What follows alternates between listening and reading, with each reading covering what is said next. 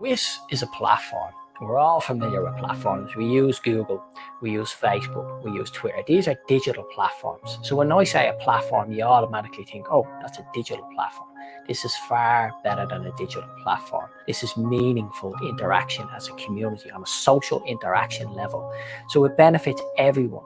This platform is for 7 billion people. It has a great opportunity to bring people together, to tackle social isolation at the same time as we grow our economies for sustainability and regenerating communities, from children in the schools with kids to our senior citizens with seniors. We all work together collectively.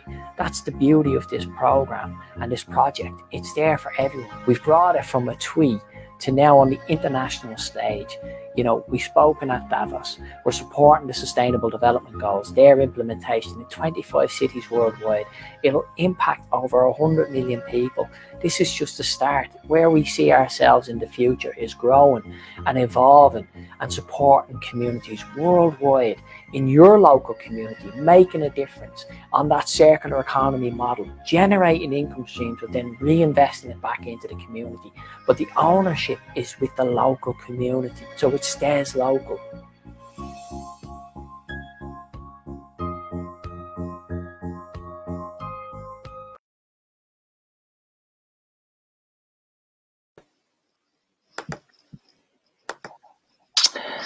Good morning, everyone. Gareth Presh, founder of the World Health Innovation Summit, and I'm delighted to welcome you to our WHIS talks this morning.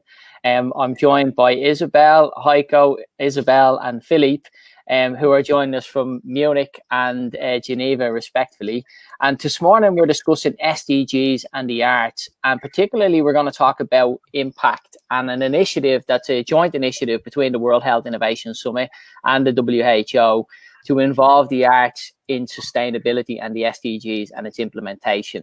So let's get into this. And if you have any questions, please do put it to myself or our panel during the session. We'll welcome any questions that you may have. And let's start with just some short introductions. So can I start, please? Isabel, could you just do a short introduction? Tell us who you are and where you're joining us from this morning.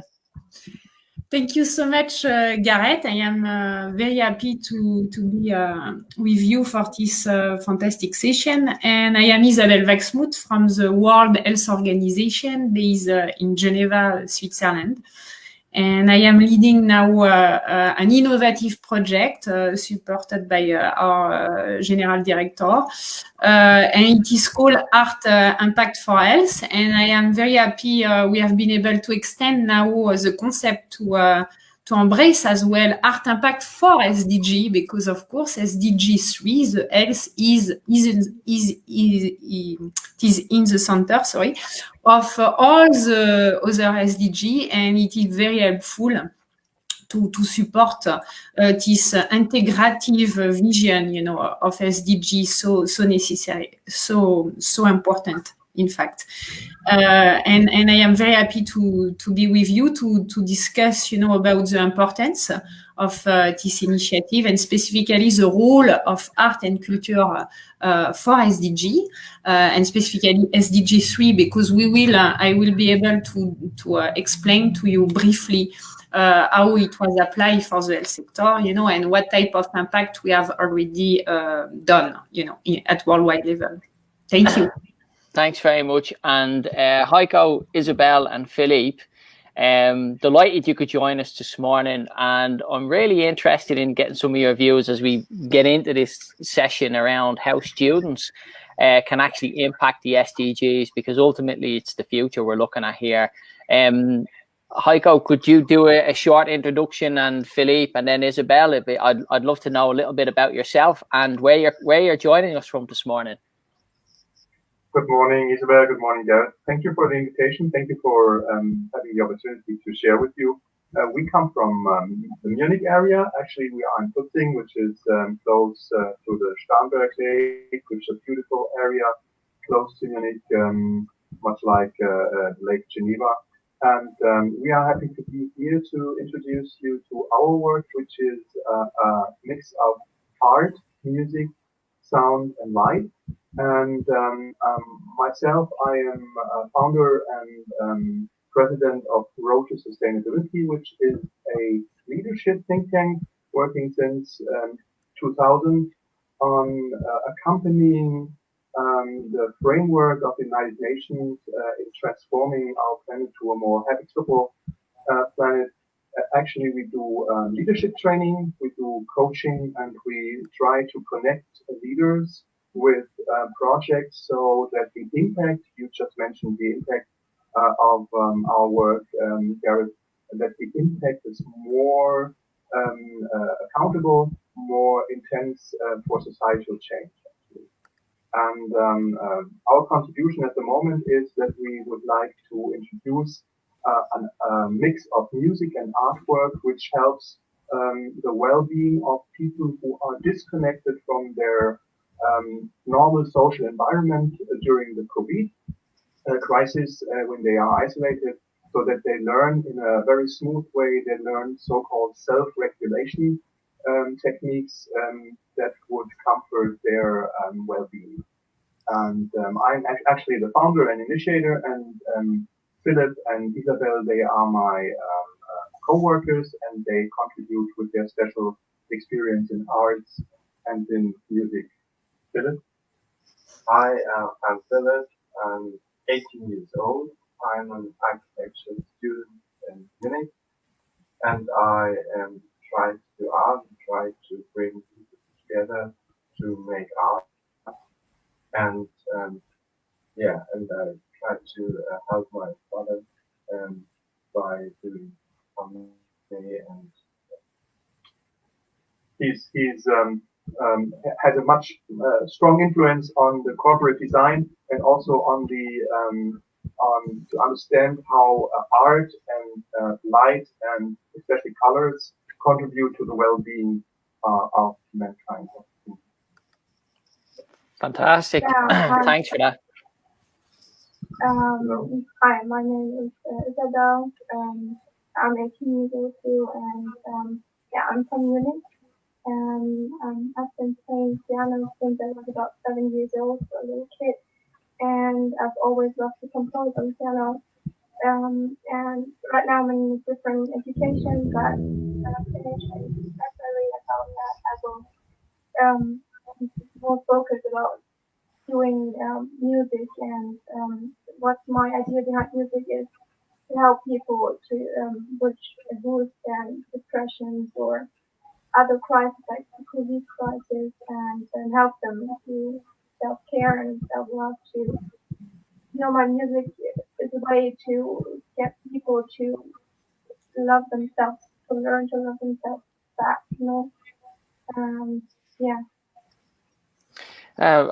Brilliant. I'm looking forward to actually exploring this in a little bit more detail. And I'm fascinated to find out more about creativity, how that can influence positive change in our society, and looking at how do we build a society in the future that's, fairer, that is more creative, and that allows people to express themselves. Perhaps, Isabel, you could start. Tell us a little bit about the SDGs and the art initiative, and how you see the next 12 months, 36 months. How do you see it evolving? And then we'll go back to Heiko and Isabel and Philip and find out a little bit more about that impact within students. And then how do we build this momentum?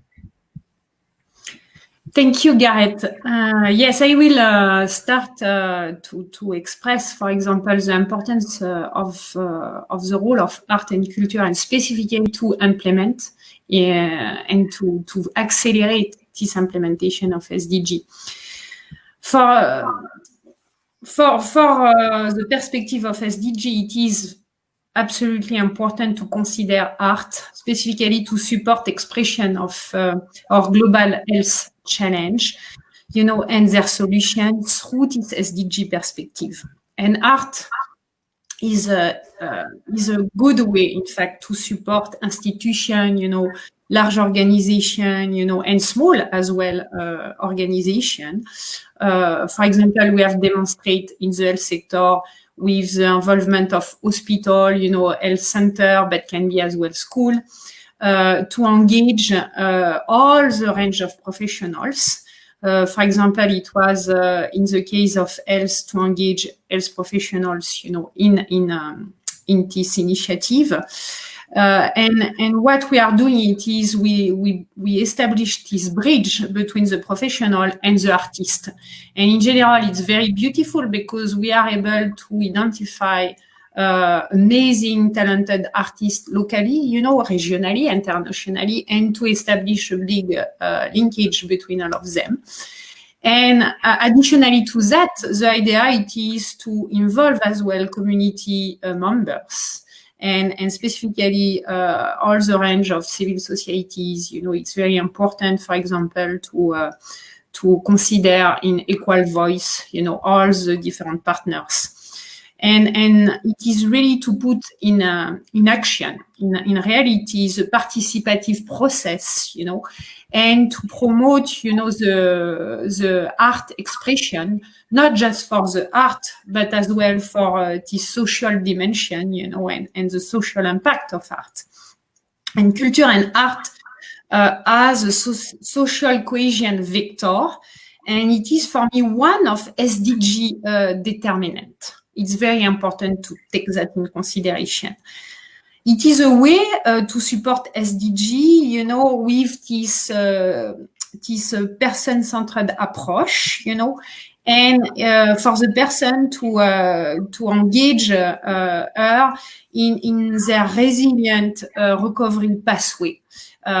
Based on empowerment, based on social integration, donc the opposite of isolation, and as well for this person to have better understanding, for example, about what is SDG, what is the interlinkage between SDGs, and how I can contribute, how I can be active, with my own value, and including my own artistic, way. And the beauty is to consider all the type of art together: music, sculpture, paintings, writing, dance, all the different format of arts. Because all of them are, we know, we have many evidence of that, have amazing impact on our well-being, and mental health as well. Definitively, with art, we can improve well-being. Much more than that, we can improve SDG, consideration. And it is a way as well to be sure we humanize, for example, the process of healthcare or well-being, and that it is as well to demonstrate with effective methodology, for example, effective research, method, the benefit for the person, to experiment inspiring and positive human experience through art. For example, just to tell you, we have from the recent findings of research, it was demonstrated artwork has strong impact on observer, and that involve complex interaction from the perception and on the perception and cognitive processes. Donc it is the fact the art speaks for itself. And the beauty as well and the power of art, it is to value diversity in this type of unity and to share its richness through exchange between disciplines, between institution, region, country over the world. And it is really the idea of art for SDGs and specifically art impact for SDGs.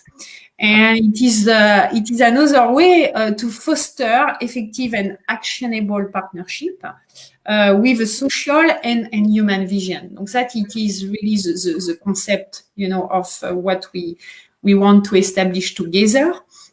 And for that, I can tell you, we have been able to implement it for the SDG 3 in Morocco, more recently, and as well in Peru.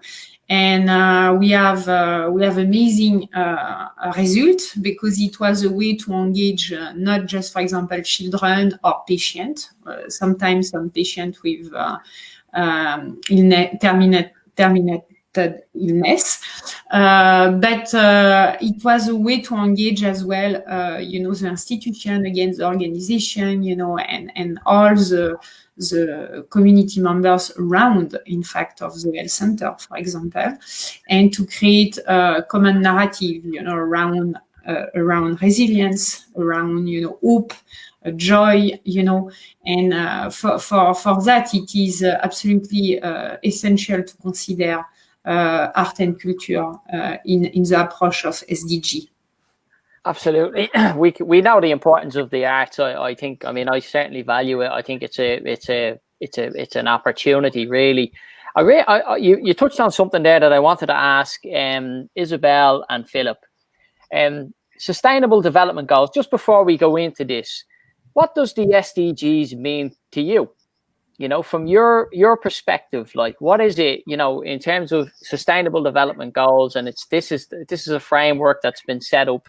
But from your generation's perspective, what does it mean to you, Isabel and Philip? Can you tell us what does it mean, or is it an opportunity? Do you see it as a way to bring your generation and our generation, because ultimately the aim here is to leave no one behind, and we're moving forward very quickly. We see COVID, we see the impact of COVID-19, we see the inequalities in our world. We understand that, but we also understand that we have ways and means to get out of this situation by working together, by using our wisdom. But I'd really like to understand, because tomorrow I'm actually doing a session with students tomorrow locally here, and I'm really going to ask the question, what does the SDGs mean to you? Because I think that's what we need to understand. What does it mean? Sorry, not Isabel. Sorry, I was asking Philip and Isabel in Munich. I'd love either one and I don't mean to put you on the spot, but I'd love to just get your understanding of what you feel the SDGs are. I think there are some important challenges for the world community, and we have to challenge them. For example, climate change or poverty, and those challenges, those crises, are leading to a point where we can't handle them anymore. And it's very important that the world community works together and has created a plan to overcome those problems, and we only can work out together. I think, and it's very important that this the youth works together, the UN works together, and all nations work together, and there's Christ. And Isabel, would you have some comments? I mean, like, I genuinely see Germany leads the way in a lot of this, from my experience, from what I see. I mean, you have great leadership, and in terms of your economic development, but also the wider context of how you support Africa, for example. You have huge impact there. What's your understanding of the SDGs? I'd just love to understand it. For me, SDG. Sorry, is it me or the other? Yes, yeah. Isabel in Munich. Sorry, apologies. Okay, no problem. Well, first off, I got to say that I totally agree with Philip, because I think our generation and your generation, we are working together. And you can see that in companies, and that's very important. But I think our generation especially get to know more about the crisis and learn more about what's important. And I think that's a great solution or a great opportunity to work together. Like not separate one generation and the other, like really together, because we're all humans, and that's the point. We can change the world view. really all want to.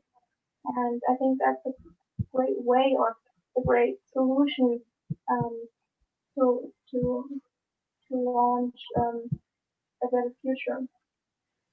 So, Heiko, coming to you now, you work in the leadership space, and you've heard comments there, and all of us working together. And I recently took part in a hackathon locally in Lancaster University, where we were looking at the students coming forward with ideas. And what I was so amazed was that everyone was so solution focused around, how do I help refugees, for example? How do I help my fellow students with mental health and well-being? And it was all about solving problems, like, you know, and it was really focused on how do we work collectively. Now, we know that the challenge is changing the mindset, you know, in terms of what do you see the opportunity with the SDGs and the arts, for example, because the arts is a creative spark, and it's really important as we rebuild that we tap into that spark and we tap into that energy. So that we create, because the world is changing, right? We are in a situation where we know, for example, it's not acceptable anymore to say we don't have any money, because there's loads of money, okay? What we need to do is just get our heads together and get the projects, right? So if you look, because you can't say there's no money when we have billions and trillions of dollars sitting in accounts. So what we have to do is just move that and generate it towards platforms, towards ethical and sustainable platforms, and communities only have to follow that. And once they support those ethical and sustainable platforms, then you reinvest that money back into the community, and it's just a cycle. Okay. So from your perspective, Heiko, leadership and the SDGs, where do you see the opportunities? It's a warm flow of energy coming from your space, because when you think of the amount of money that's flowing around the planet, there's so much energy. I mean, it's accumulated energy, accumulated over decades and even centuries, and it's just floating around, and it's not working for us. It's not even working against us. It's just accumulating. I just read that in the United States, over the past 6 months, the richest and the most affluent people collected $850 billion within just 6 months during the COVID crisis, which is a huge amount of money. Think what we could do with the SDGs and what we could do for the refugees. And I think the problem with leaders is that they are not affected by what I call survival. And when you think of most people dwelling on this planet, they are in a survival mode, and that's very stressful. And when you think of mental health issues, when you are in a survival mode, you are under stress. So what happens to your system is that you really don't get sick, but you are imbalanced. And the great gap between the affluent on this planet and those who are in poverty and in despair is that their lifestyle is so completely different and their energy is so completely different. And I think to address leaders towards the SDG means not to convince them that they have to share their wealth with the less affluent, but to open their hearts forefront before opening their minds, because their minds are full of information about their lifestyle and how to manage and how to maintain their lifestyle. So, but when you open their heart, something happens. They become more compassionate about what is happening around them. They become like thoughtful and mindful about how their employees, how their situation for their employees. In Germany, we have the situation, everything is relatively smooth concerning the COVID crisis. But I meet with Philip every Thursday in a office space, and they have a pizzeria there where we have lunch. And the people that work there, they just get 60% of their average wage. It's a certain law that allows them to work less and get less money. But in Munich, to live on just 60% of your income, it's practically impossible. And this is a situation. What can you do? You can talk to the management and you can ask the more affluent in this building, who are lawyers, for instance, and they earn 10 times the amount of the waiter in this restaurant. So we can ask to have a more sharing sense of mindfulness and to be more open-hearted. And I think the issue in SDG is we have a wonderful master plan for this planet, but most leaders who can shift resources from maintaining their lifestyles and maintaining their economic situation towards development. The problem is that they don't even consider it because they don't feel for these people. If we can open their hearts, they would consider, okay, something is wrong because people in Africa, people even in my own community, they suffer from lack of resources, lack of money, lack of food. And if this opening up would happen on a large scale, and then there would be a mind shift which would help the SDGs become common sense. In Germany, I know we are very, how can I say this, very correct in acting out plans. We love plans, we love sheets, we love action plans and follow-ups and all that. We love to have it with a little bit of bureaucracy. But when it comes to compassion, we struggle with that, you know. And I believe that art is the key. It's the bridge that bridges the gap and can open the heart. With arts, I also mean music and I mean visual arts like Isabel and Geneva and Philip does, because arts it's another mindset. It's a mindset where you don't struggle, where you don't argue about things, but where you feel, where you experience.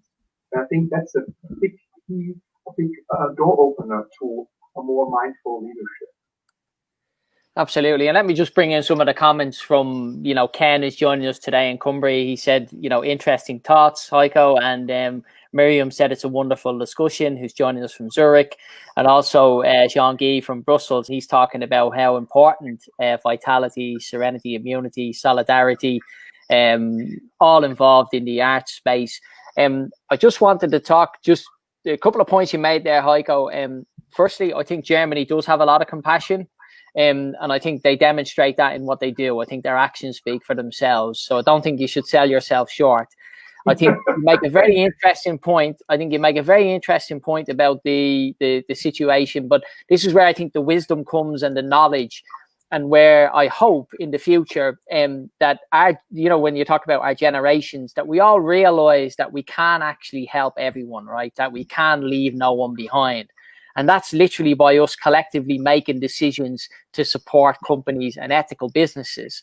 And that's really the reality of it. So it's really down to us to say, listen, I'm going to support businesses that have visions and ambitions to help our fellow man. And also that's good business, because it's all about, that is good business. If you help others, you get a good return. Isabel, the SDGs and the arts initiative that you're initiating, tell us exactly what you intend to do in terms of scaling up and how you envisage local communities being able to interact as communities and contribute to the SDGs. From the WHO's perspective, what do you see this initiative doing? Yes, I will tell you how, for example, now we are working and our level of impact, because what we try to do is to establish bidirectional communication between international level, and specifically, to reach policymakers, ministries, people at the parliament level, but as well as I have mentioned, civil society organization. And how we have this communication is for me essential. Donc we are able to organize, for example, international art exhibit to showcase the artwork have been performed at local level, for example, at country level. We will do that the 20th October in the United Nations, Palais. We will, for example, be able to demonstrate 20 beautiful masks have been co-created with 20 artists locally in Peru. Why these masks have been created? Because it was to support the children with cleft. And as you know, when you have cleft, is extremely difficult, specifically to reinsert yourself, in your family, with the school, the impact is huge, and specifically for these children in low and middle income countries have no access to for example, essential chirurgical care. Donc the idea it is, for example, to use, it's very amazing because we have decided before COVID to use the symbol of mask, but the mask to remove your mask. You know what I mean? To remove your fear, to express, okay, who I am, with, for example, this cleft, on my face.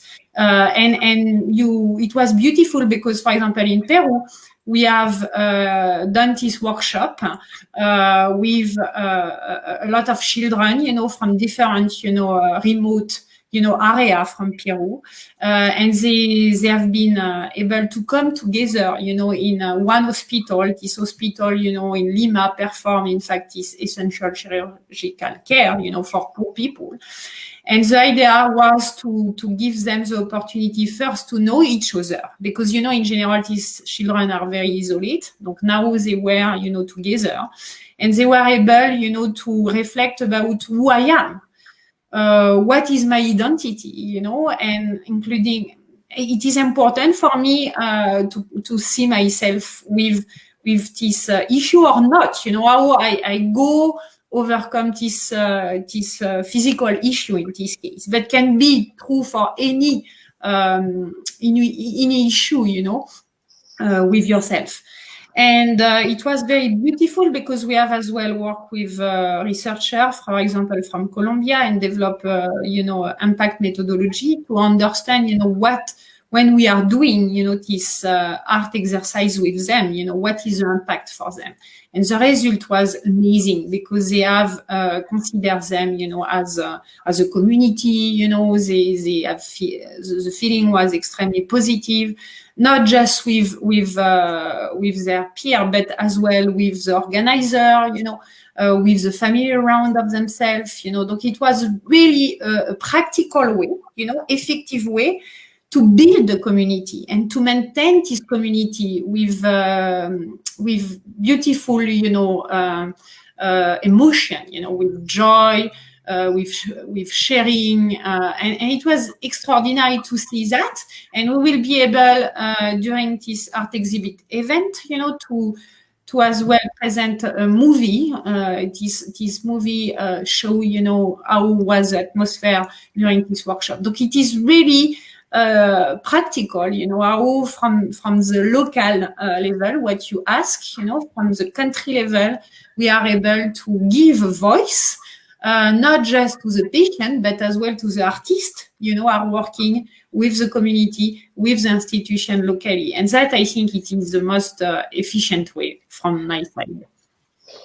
Thanks, Isabel. And then Heiko, Isabel and Philip, please tell us about, you've made a submission and you've put a project forward.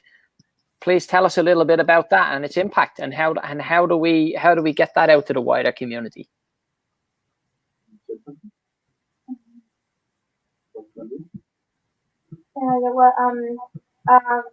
Before I told you I was in different education, but when I got time, like about in February, I'm very looking forward to working for community mindfulness, music expression for people generally, and I'm very, very happy to have a leader or a concentrate way to help people work. I'm very happy about that because that was my intention of music, and I think that's far away, like to me. Superb. I mean, we also have an SDG orchestra, just to let you know, so I can put you in touch with them, and because we're expanding many activities, but I'll certainly send you the links. Heiko, the arts, how do we involve more artistic universities? How do we get the word out there? Because I think this is a challenging time for people, and I think there's a lot of fear. Like you said, I think the state of mind at the moment is fear based, because we're told everything is bad. But how do we change that mindset? And perhaps the arts is the way to change the mindset. Perhaps the arts is the way that we can bring people back into the light, shall we say? Sounds good. Maybe I can show you the prototype of our submission, which is actually just a light bulb, including integrated with a Bluetooth loudspeaker, and it creates a small light show for your home, and it creates also sound, and it uses that for you to either passively tune into a more positive state of mind, to relax, to become to get into a more meditative state of mind, which automatically produces positive feelings. And the other thing that is intended to do is if you use it more with rhythmical music, that you can use it for dancing. And we have just started an initiative around European communities that work with dancing and mental healing, which is a very potent way of healing mental disorders. And when you're talking about anxiety and fear, this is, I think, also a phenomenon at the moment, because people are isolated. And when I talked with Isabel Wachsmuth about the role of art in healing and in healthcare, it is so important to see that people in arts can express themselves. They work, or they come together. It's interactive, and they create a new sense of creative community. Like when you do music or when you paint together, like Philip does it, he goes into the open space, into a park. He use WhatsApp, or do you use how do you get the people into coming together to do arts together? WhatsApp. So he has a group, and they connect, and then they meet, and then they get out of their isolation and in being creative together. And I think that's a big key. And I think that's also because why Isabel Wachsmuth is so has so much impact at the moment, because it's a new approach to create unity, and what I think is very important, to create well-being, because well-being is a frequency actually, and in this light bulb, it's not just light. You can just purchase a light bulb for 10 euros or so, but the frequency that we attune to, and the idea of a holistic health or innovative health system or healthcare system is that you assist people to connect with themselves, to become interactive, and to do something about their well-being. And this is actually the core idea of Carnet. It was actually initiated by the Dalai Lama, who once quoted at a UN conference that if we would teach young children at school meditation, and we would provide a meditative environment where they can meditate for 10-15 minutes each day, we would generate a generation without violence, a future generation that would be totally different. And when you think 10 to 15 minutes, I mean, we brush our teeth for about 3 minutes a day, and it's just totally normal in our century and in the last century, but for hundreds of years this was not common sense. So if we could change that, and if we could get people to become accustomed to tune into the well-being on a daily basis, and if we would make it affordable for everyone on this planet, I think this would instantly create a total mind shift in our planet. That's actually our intention. I totally agree. And the other thing, what I would say is, if you take a step back and actually go to preconception, and if you look at pregnancy and well-being for women and families, you'll actually have a profound effect. even more so than what you're talking about with children in schools. So if you go back the first 3 years, remember, are the most important years, and the most important thing that a child needs to flourish is love. That's all it needs. And so, you know, you could have a really profound effect. And then the other thing is, comes back to my initial discussion where we talked about, at the moment, we have multiple technology companies around the world who accumulate billions and millions and, you know, enormous masses of money. And this is where we need to make the ethical decisions that who do we buy our products and services from, so that we can make it affordable for everyone. As I said, and as you've seen, what we've demonstrated with the WHIS platform, the idea is to create a platform that's ethical and sustainable for people's health and well-being. What that means is, by the community supporting our work and activities, we generate the income streams and reinvest that money back into the local communities. So when you buy from us or you take a service from us, we reinvest it back into the community. And the beauty about the platform is it's an entry point into every single health economy in the world, which means you can anchor it in on a circular economy model.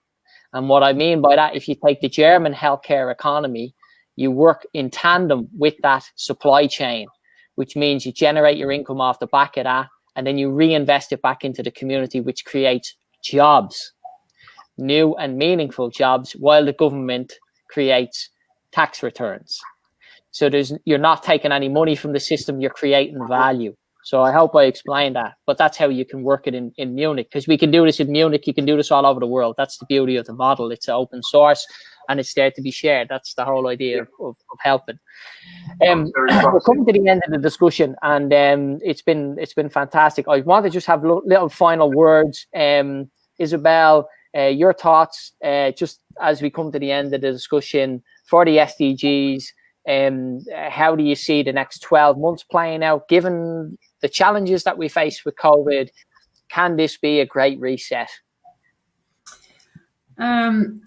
For me, it's fantastic, because the initiative we have set up, you know, and specifically Art for SDG and Art Impact for SDG, it is the ability of that to be virtually, you know, perform, and as well physically. And I think we need to maintain, you know, this ability to do that, you know. And for example, I know we will work together on another project in Thailand, when it will be, you know, to start with them virtually, you know, for example, to engage, as you have mentioned, universities, you know, are in art, for example. Donc we will engage directly the people, you know, they as well engage directly on the ground, the community, you know, and specifically these local artists, you know.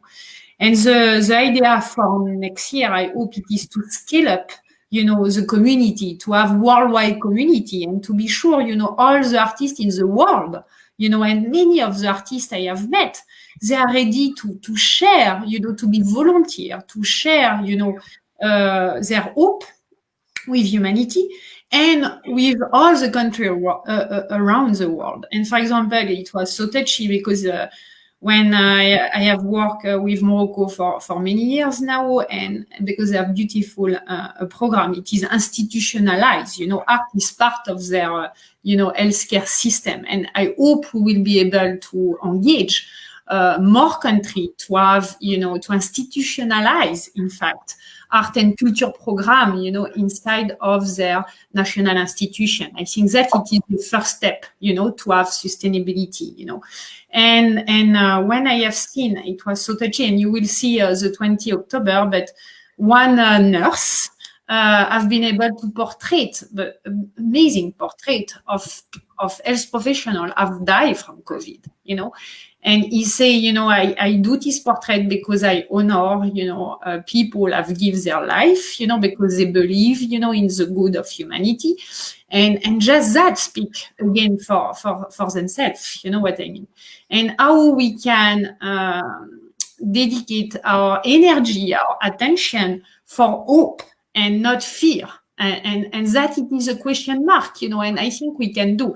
And if more and more people are interconnected for good, we will change the common narrative of our world, you know.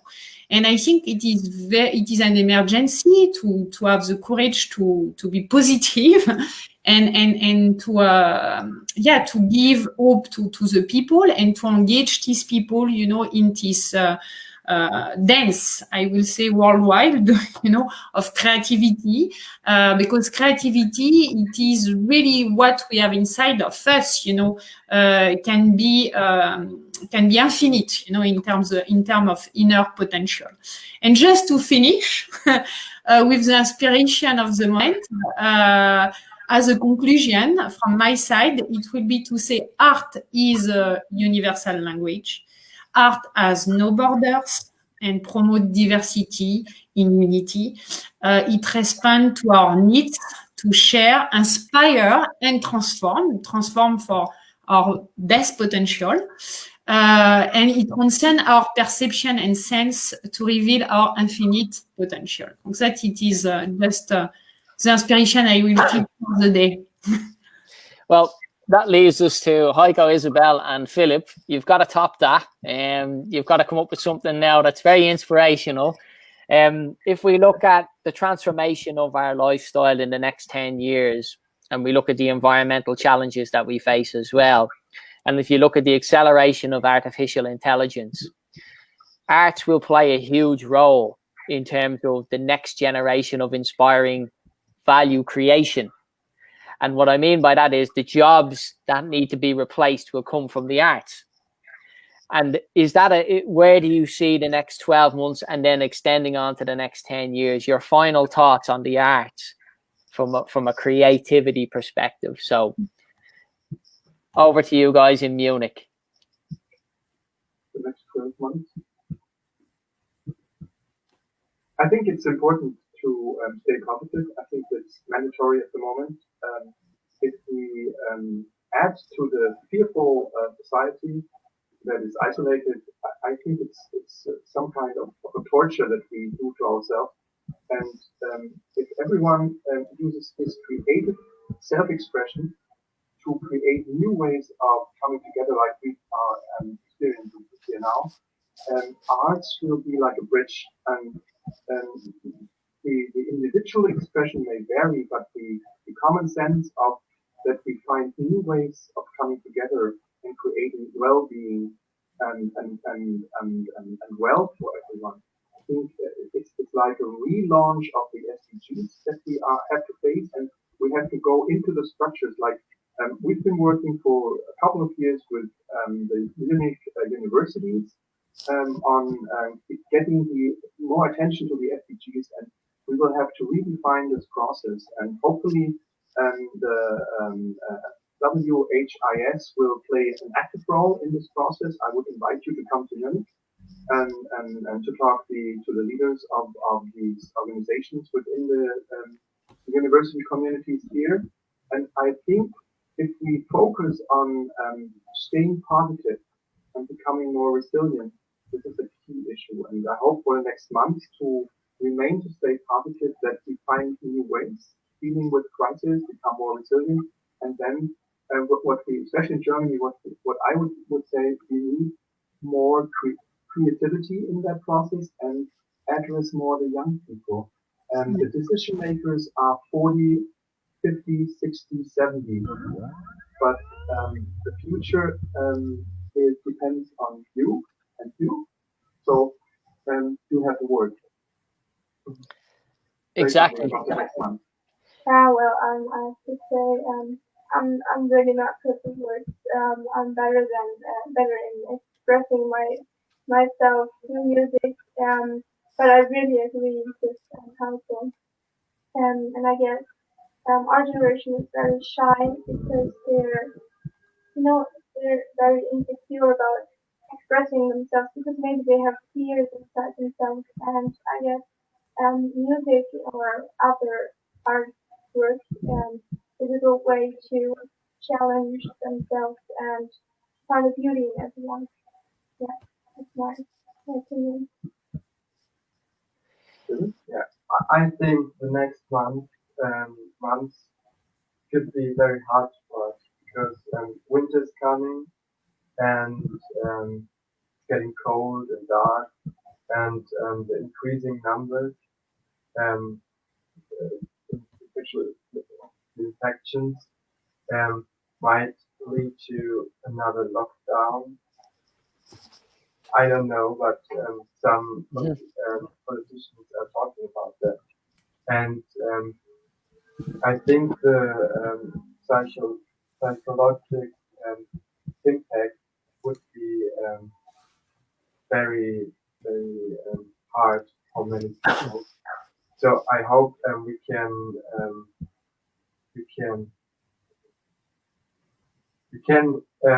work against it with art and creativity, and so art brings the beauty of the world in our houses, and that might be a way to challenge this problem.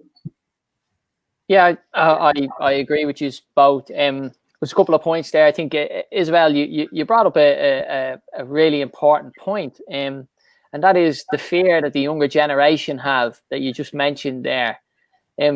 Let me just give you a bit of advice, and this is just from my experience.